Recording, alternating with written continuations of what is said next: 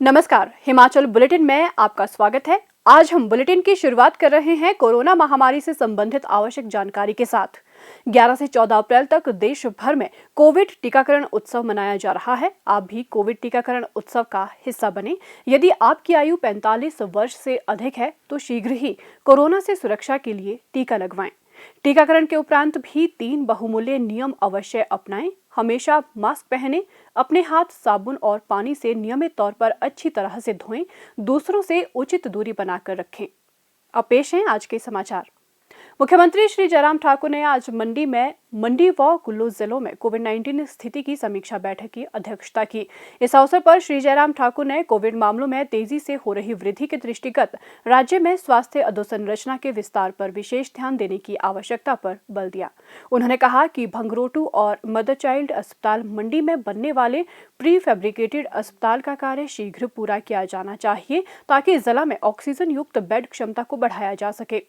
उन्होंने कहा कि परिवहन विभाग द्वारा बसों व अन्य सार्वजनिक परिवहन की प्रभावी सैनिटाइजेशन सुनिश्चित की जानी चाहिए। दुकानदारों को भी ये सुनिश्चित करना चाहिए कि no mask no service policy का कड़ाई से पालन किया जाए।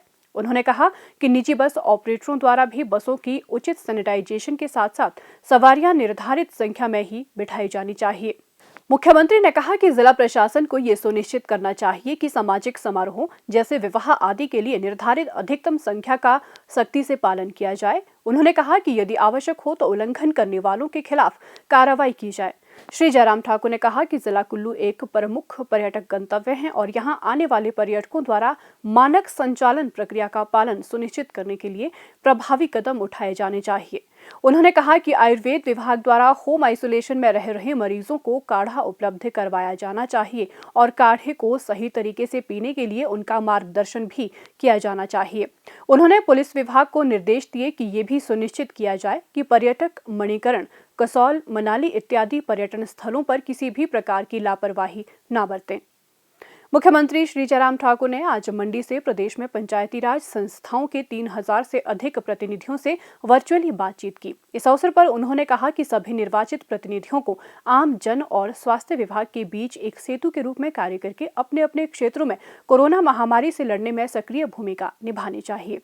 मुख्यमंत्री ने कहा कि देश, दुनिया और राज्य कोरोना महामारी के कठिन दौर से गुजर रहे हैं, इसलिए इस वायरस से लड़ने में सरकार का सहयोग करना हम सबका कर्तव्य है। उन्होंने कहा कि इस महामारी की दूसरी लहर अधिक जानलेवा और खतरनाक है, इसलिए पंचायती राज संस्थाओं के सभी नवनिर्वाचित प्रतिनिधियों को इस वायरस से निपटने के लिए सक्रियता से कार्य करना चाहिए।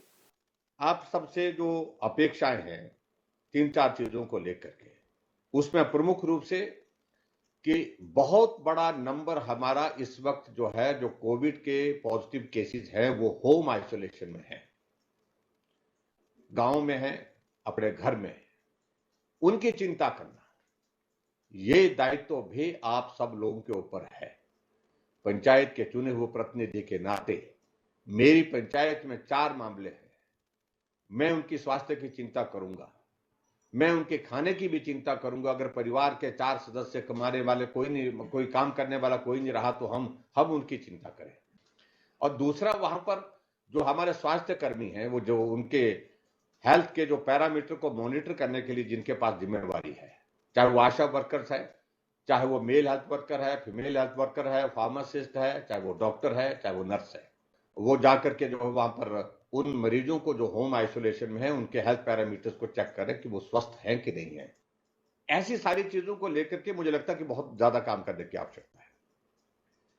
और आपका सहयोग, क्योंकि एक चुना हुआ प्रतिनिधि जब किस ऐसे मरीज को देखने के लिए जाता, तो उसमें स्वाभाविक रूप से उस मरीज का हौसला बढ़ता है। इस बीमारी में सबसे ज्यादा कठिनाई हमारे सामने यही है कि जब कोई भी आदमी दूसरी बीमारी के कारण बीमार होता है, तो उसका परिवार का सदस्य, परिवार के सब शुभचिंतक जो है, वो परिवार के रिश्तेदार सब उसके पास होते हैं, उसकी सेवा करते हैं, उसकी खाने की व्यवस्था, उसकी सोने की व्यवस्था, उसकी सारी चीजों में मदद करते हैं, उठने में मदद करते हैं, पानी पिलाने में, खाना खिलाने में, सब चीजों में मदद करते हैं। लेकिन इस वायरस के कारण जो है सबसे बड़ा संकट है कि जब कोई आदमी संक्रमित हो जाता है, उसके पास कोई नहीं होता है, परिवार के सदस्यों को भी वहां पर खुला जाने की इजाजत नहीं होगी और उसको बहुत सारी चीजों को अकेले अपने आप को हैंडल करना पड़ता है। ऐसे में उसके परिवार को सहयोग करना ये बहुत आवश्यक है। इसके अतिरिक्त बहुत सारे लोग ऐसे भी होंगे गांव में जहां पर उनके पास जो वहां पर एक्टिव केस तो हो गया, यानी कि कोई पॉजिटिव आ गया, उसके पास वहां पर ठहरने की व्यवस्था नहीं है। टॉयलेट कॉमन है, एक ही गांव में ऐसा नहीं होता कि हर बेडरूम के साथ टॉयलेट अटैच्ड होता है। अगर उनके घर में इस तरह की सुविधा नहीं है तो क्या आप उनके लिए कहीं अलग से व्यवस्था कर सकते हैं? जहां कम्युनिटी सेंटर है आपका, जहां कम्युनिटी सेंटर के साथ आपका जो है महिला मंडल भवन है या युवक मंडल भवन है, क्या कोई किसी का घर ही है जहां इस तरह की सुविधा करवा दे सकते हैं, ताकि परिवार के बाकी सदस्यों को संक्रमण से बचाया जा सके। दूसरे सबसे बड़ी बात, जो महत्वपूर्ण बात है, कि जैसे मैंने बताया कि ये वायरस और पिछले वायरस में अंतर यह है कि इसका संक्रमण बहुत तेजी से फैल रहा है, बहुत तेजी से, जिसकी आप कल्पना नहीं कर सकते।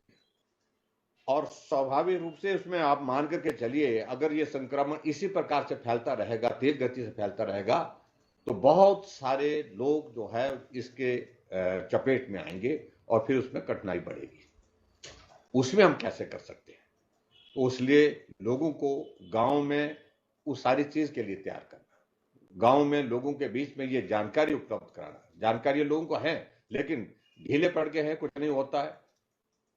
कुछ लोगों को कोविड हो गया, वो ऐसा बोलते हैं हमको हो गया, कोविड हो गया, तो इसलिए उन सब लोगों को इस बारे में जो है जानकारी ठीक तरह से पहुंचाना, मास्क पहनना, सैनिटाइजर का इस्तेमाल करना, बार बार हाथ धोना, साबुन से हाथ धोना, ये बहुत बहुत महत्वपूर्ण चीजें हैं। वैक्सीनेशन के सिलसिले में मुझे सिर्फ आपसे इतना ही कहना है कि वैक्सीनेशन का अभियान हमारा चला हुआ है और उस वैक्सीनेशन के अभियान में अभी 11 से 14 तारीख तक हमारा यह अभियान विशेष रूप से चला है।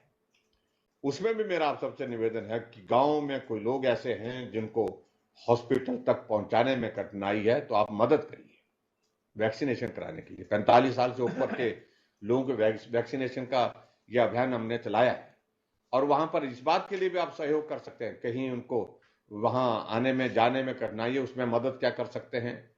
कहीं रास्ते में उनके लिए जो जहां सेंटर में जाकर के उनके लिए और मदद करने की जरूरत है, खाना खिलाने की, चाय पिलाने की अगर मदद है तो वो भी आप सब लोग कर सकते हैं, क्योंकि ये सारी चीजें आप लोगों के बीच से आनी चाहिए। हम आपसे उम्मीद करते हैं कि इन सारी चीजों में आप लोग मदद करेंगे। मुख्यमंत्री ने कहा कि पंचायती राज संस्थाओं के प्रतिनिधियों को बाहरी राज्यों से आ रहे लोगों, विशेषकर उन राज्यों जहां इस महामारी का प्रकोप अधिक है, पर निरंतर निगरानी रखनी चाहिए। उन्होंने कहा कि जहां तक संभव हो सके ऐसे लोगों को 10 से 14 दिनों तक होम क्वारंटीन में रहने और स्वयं की कोविड-19 की जांच करवाने तथा संबंधित क्षेत्र की आम जनता के साथ मिलने जुलने से परहेज करने को कहा जाए। स्वास्थ्य एवं परिवार कल्याण विभाग द्वारा दोपहर 2 बजे तक जारी बुलेटिन के अनुसार प्रदेश में कोरोना संक्रमण की जांच के लिए आज 1275 लोगों के सैंपल लिए गए, जिनमें से 208 लोगों की रिपोर्ट नेगेटिव पाई गई है, जबकि 1065 लोगों की रिपोर्ट आना बाकी है। अभी तक 13,34,101 लोगों की जांच की जा चुकी है, जिनमें से 12,62,276 सैंपल की जांच नेगेटिव पाई गई है। प्रदेश में कुल 70,017 लोगों में कोरोना वायरस के संक्रमण की पुष्टि हुई है, जिनमें से 63,500 लोग इस बीमारी से ठीक हो चुके हैं और 5,370 व्यक्ति उपचाराधीन हैं। हिमाचल बुलेटिन देखने के लिए सब्सक्राइब करें YouTube channel DPR Himachal, follow करें ट्विटर @DPRHP, लाइक करें Facebook page information and public relations department Himachal Pradesh, visit करें वेबसाइट www.himachalpr.gov.in। इस अंक में इतना ही, कल फिर होगी मुलाकात, दीजिए इजाजत, नमस्कार।